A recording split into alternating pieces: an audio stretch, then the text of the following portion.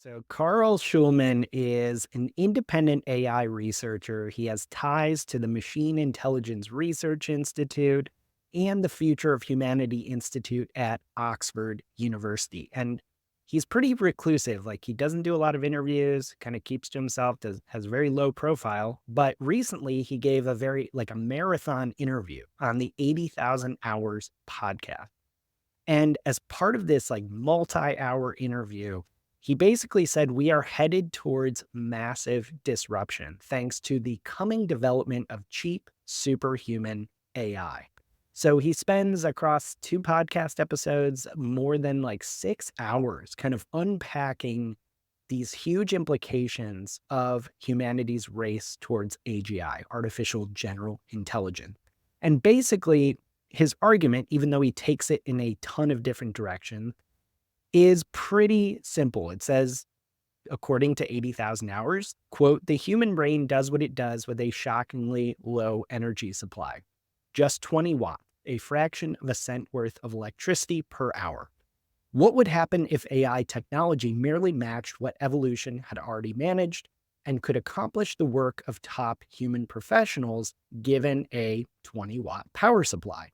Many people consider that hypothetical, but maybe nobody has followed through and considered all the implications as much as Carl Schulman. Behind the scenes, his work has greatly influenced how leaders in artificial general intelligence picture the world that they're creating. Carl simply follows the logic to its natural conclusion. This is a world where 1 cent of electricity can be turned into medical advice, company management, or scientific research that would today cost hundreds of dollars, resulting in a scramble to manufacture chips and apply them to the most lucrative forms of intellectual labor. And of course, this is going to change everything in Schulman's view. Now, Paul, we're going to kind of give you the reins here. You did a pretty serious deep dive on this interview. Can you maybe walk us through kind of what he gets at here and why this matters?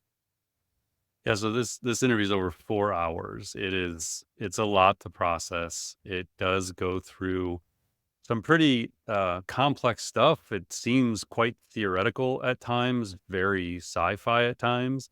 And I kept finding myself thinking, is this actually possible? And on what timeline is this possible? And so we wanted to try and break it down a little bit here. Now, if you're interested in these kind of very deep, very technical, very philosophical, very theoretical interviews, this is a great one. I mean, the guy is obviously brilliant. He is well educated, well versed in every topic that they went through, from regulation and energy consumption to ideas around how to capture more solar energy to fuel intelligence, the economics of an intelligence explosion, safety and security, consciousness, rights of AIs. I mean, it was a lot. Um, so I'm going to zero in on two things that I think are highly relevant to all of us. The first is this idea of scarcity versus abundance of intelligence. So this is one of the key points he makes, although he doesn't frame it this way. So this is kind of like my interpretation of what he was saying, is this idea of today we have scarcity, we will in the near term have abundance of intelligence. So right now we have scarcity, and that is general of intelligence that is generally as capable as humans, especially human experts. So it makes sense that the scarce intelligence that is available will be applied to the jobs where the most value per hour is created. And this is like one of the things, like, I'm not sure that I had thought it through completely in this way. So when we think about the impact AI is going to have, we focus so much on just any role. Well, a lot of times we're talking with marketers or accountants or lawyers, and you just break that job into tasks and you have a logical conversation on what AI can and can't do. But if you take a step back and you look at kind of a more macro view, the question is, well, what is the greatest value for AI to be applied? Like, what roles is it most likely to be applied to? And that's when you start to think about managers, directors, executives, as well as specialists in different industries like lawyers and doctors. AI researcher is another job and maybe the most obvious area. Anthropic, OpenAI, Google, Microsoft, and other research labs have all talked about the idea of applying AI to the job of an AI researcher in order to scale AI faster. So if you only have let's just pick a number and say there's 10,000 AI researchers in the world, like expert AI researchers. But if AI is able to do 80% of what those people do at their level, well, now all of a sudden you can have 100,000 AI researchers, and some of them are just AI agents, basically. And so the idea is that by accelerating what AI is capable of doing, you're able to accelerate the AI's ability to accelerate AI. It's like a really weird thing to think about. But Shulman actually talks about AI researchers. He said, when it's the choice between different occupations where AI advantages are similar, then it goes to the domains with the highest value. OpenAI researchers, if they're already earning millions of dollars, then applying AI to an AI's capabilities explosion is an incredibly lucrative thing to do. So he says an AI model running on brain-like efficiency, as you had mentioned, is going to be working all the time. And this is the one that I think is really important for people to consider. Once we get to the point where these AI are able to do things at the level we do them, all the tasks, the key they said is it doesn't sleep, it doesn't take time off, it doesn't spend most of its time in career and education or retirement or leisure. So if you do 8,760 hours per year, so rather than all those other things, like the average person works probably about 2,000 hours a year, 2,000 to 2,200 a year if you're a full-time employee. So what he's saying is these things can work 8,700 hours a year, and they can do it at 100% efficiency with complete focus, no distractions. And so if they're doing the equivalent of $100 per hour worth of work, so if someone making $100 per hour is probably making about $220,000 a year, there's millions of people making that kind of money. It's a lot of money, but there's a lot of people that make that kind of money. But if the AI is capable of doing that work, then that starts to impact these high paying jobs. So again, right now, it's not really there. But what he's proposing is we're not far from it being there, and we don't really need that many technical breakthroughs to make it happen.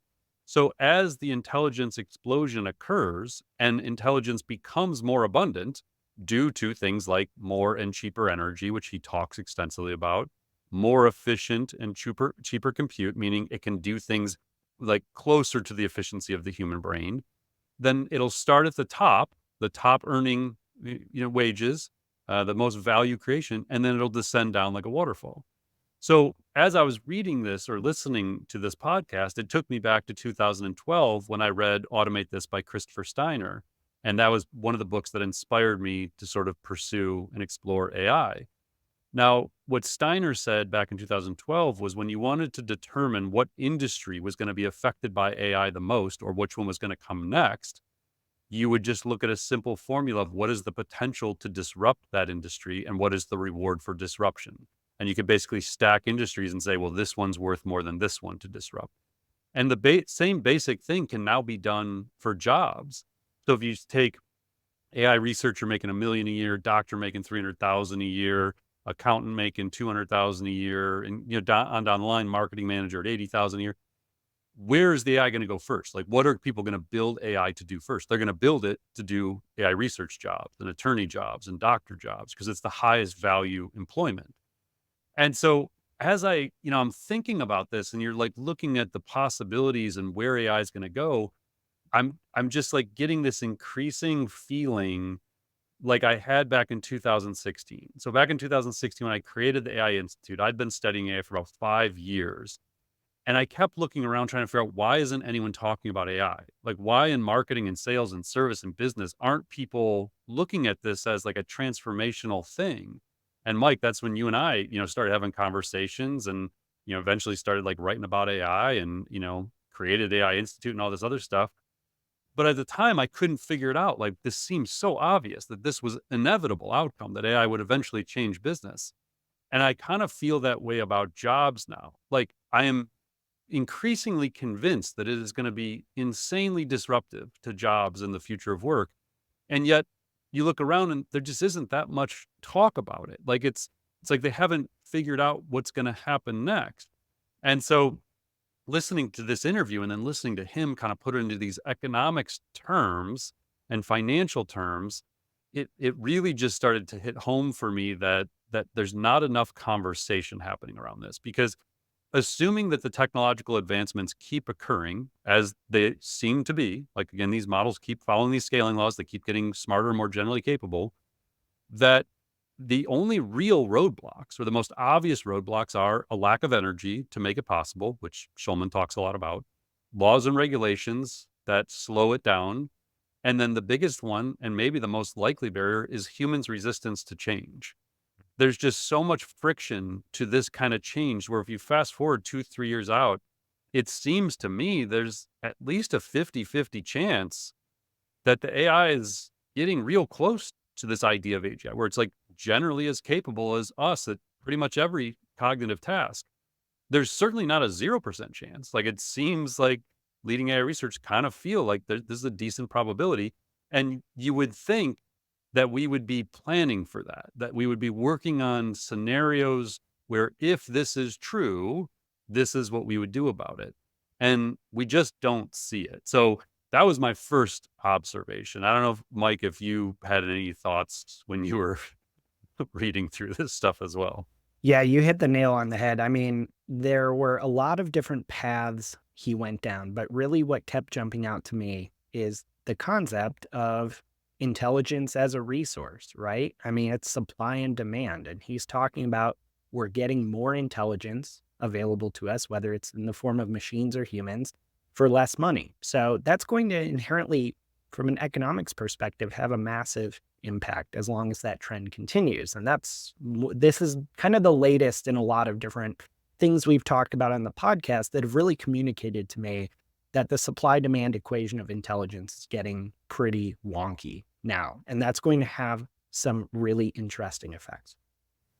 Yeah, and I guess, like, then the second thing that is related to this, and this is where I hear people point to a lot as well, the economists don't see it this way. Like, they don't see this explosion of intelligence and the doubling of GDP every year versus every 15 years. Like, they're not seeing it. And so Rob, the interviewer, asked Shulman, like, well, what about the economists? Why do they seem to be missing this? And it sort of echoed what my experience has been having talked with some leading economists and obviously having read all of their research that they've come out with. His general feeling, and he had a lot of thought. I mean, they spent like 30 minutes on this topic, but his general feeling is that they just seem to fall back on it doesn't seem possible. That historically, when we look back at general purpose technologies and what happened to society and what happened to the economy, that there's no way we could ever approach a scenario where the productivity expands this much. And so the economists he's talked to just kind of aren't even that interested in entertaining the possibility because they think it's so out of the realm of a scenario that could happen. And so what I found, and kind of again what he said, is the same thing is occurring with economists as is with business leaders. They look at what the AI can do today, and then they build their reports or projections or forecasts based on their understanding of that. What they're not seeming to do is develop a deep understanding of what 1 to 2 models out could look like. So, 12 to 24 months out. What does it look like when we're at GPT-6 or Gemini 3 or Claude 5 or whatever it's going to be? And you can talk to these researchers and get a decent sense of the things they think they're going to be able to do. And I feel like we need to start building some economic models and workforce models that follow those assumptions through. Like, okay, if they're right, even if they're only 50 to 80% right, then we're in a totally different world from the economy. We're in a totally different world of what jobs look like. And we're talking about 3 years. Like, this isn't like decades out. And I think when you listen to an interview like this, you can get caught up in like, oh, we're not going to capture 10% of all the solar energy that's coming in. So we're not going to be able to power these kinds of things, and like all the math that he was getting into. But when you just step out and say, but the idea of these things getting smarter and getting 1 to 2 models out, and they're better at reasoning, and they can take action, and they can follow a chain of thought, and they can, they don't make errors anymore, and they don't hallucinate. Like, if we solve all that, which seems all solvable, then the world is just different. And Hmm. and I don't feel like economists seem to be understanding that. And a lot of business leaders, it's just so abstract. And I think that's probably it. And it's honestly like, I've been following AGI for like 9 years, or like the concept of AI, researching it. And I purposely didn't even talk about it on LinkedIn until like a year and a half ago, because the concept of AGI was so abstract that they would just tune out. And Mike and I would have these conversations. I'd be like, hey, I don't think we can really get into this topic yet because I don't think people are ready for it. And that's sort of where we are with jobs and the economy right now. Is I'm just not sure that people are really ready because they haven't seen it yet to realize, oh my gosh, like it really is capable of doing 80% of the things I do better than me. And Right. maybe we just need to get there. Maybe we need to have that ChatGPT moment for the next milestone on the path to AGI, where people step back and say, oh my gosh, it's doing my job now. It's doing, 50% of the tasks or whatever. So I don't know. I mean, again, it's a long interview. It's a lot to process. But if you want to geek out on this stuff and you love this like deeper topics and thinking big picture, have at it. And Rob talks really fast, the interviewer. So I usually listen to things at 1.5. But if you want to like process Rob's questions, you almost have to drop to one time speed for Rob's questions, and then you can jump back to Carl. Um, or you just got to like adapt to how fast Rob talks, because his regular speed is like 1.5 to 1.75. So it's sort of hard to follow along what he's asking. But he asks brilliant questions. Like he's obviously a genius too to even conduct this interview.